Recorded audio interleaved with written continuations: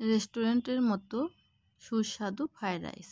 বাড়িতে থাকা উপকরণ দিয়ে রেস্টুরেন্টের মতন সুস্বাদু ফ্রাইড রাইস কীভাবে তৈরি করা যায় তাই দেখাবো। Welcome to my YouTube channel আর কুক হাউস। ফ্রাইড রাইস তৈরি করার জন্য প্রথমে আমি চিনি গুঁড়া চাল নিচ্ছি। আমি 2 পট চিনি গুঁড়া চাল নিয়ে ভালো করে ধুয়ে নিচ্ছি। 2-3 বার চাল ধুয়ে নিয়েছি। এরপর ওই চাল আমি সিদ্ধ করে নেব। চাল দিয়ে পরিমাণ মতো জল দিয়ে তাতে সাদা এলাচ, দারচিনি, কালো এলাচ, লবঙ্গ, তেজপাতা ও পরিমাণ মতো নুন দিয়ে 80% সিদ্ধ করে নিই। চাল সিদ্ধ হলে আমি ছেঁকে নেব। এদিকে কড়াইয়ে পরিমাণ মতো তেল দিয়ে সামান্য একটু নুন দিই।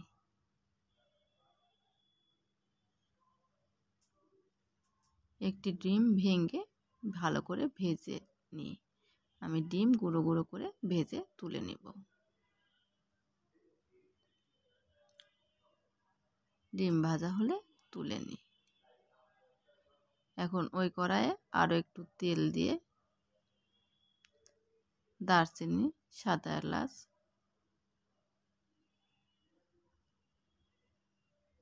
জিরা,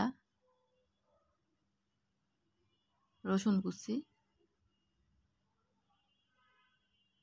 পেঁয়াজ কুচি দিয়ে 2-3 মিনিট ভেজে নিই। এরপর তাতে ফুলকপি,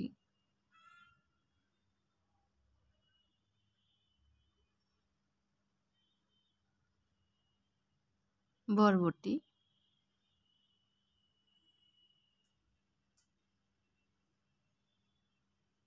গাজর দিয়ে ভালো করে ভেজে নিই। পরিমাণ মতো নুন দিই। নুন দিয়ে 3-4 মিনিট ভেজে নেওয়ার পর ক্যাপসিকামগুলো দিয়ে দিই। ক্যাপসিকাম দিয়ে 2 মিনিট ভেজে নিই। চেরা কাঁচা লঙ্কা দিয়ে দিই।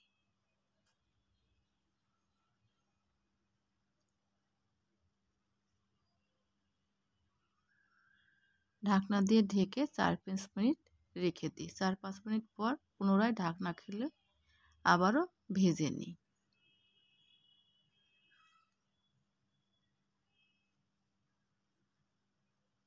জিরা বাটা ও আদা বাটা দিয়ে ভালো করে কষিয়ে নিই।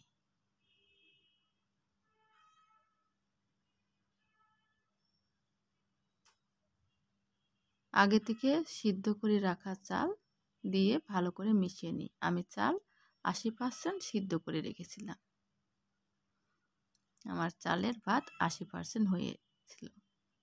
এরপর সবগুলো উপকরণ ভালো করে মিশিয়ে 5-7 মিনিট ভেজে নিব। তারপর তাতে ভেজে রাখা ডিম দিয়ে ভালো করে মিশিয়ে নিব। সবগুলো উপকরণ ভালো করে মিশিয়ে নেওয়া হলে সামান্য একটু ঘি দিয়ে নামিয়ে নিলেই রেডি সুস্বাদু মুখরোচক fried rice. By the way, আজ এই পর্যন্ত। দেখা হবে অন্য কোনো দিন অন্য কোনো এপিসোডে। সবাই ভালো থাকবেন। আর ভিডিওটি ভালো লাগলে অবশ্যই সাবস্ক্রাইব করে পাশে থাকবেন। আমার প্রতিটা ভিডিওর ডিসক্রিপশান বক্সে উপকরণের নাম দেওয়া থাকে, আপনারা চাইলে দেখে নিতে পারেন।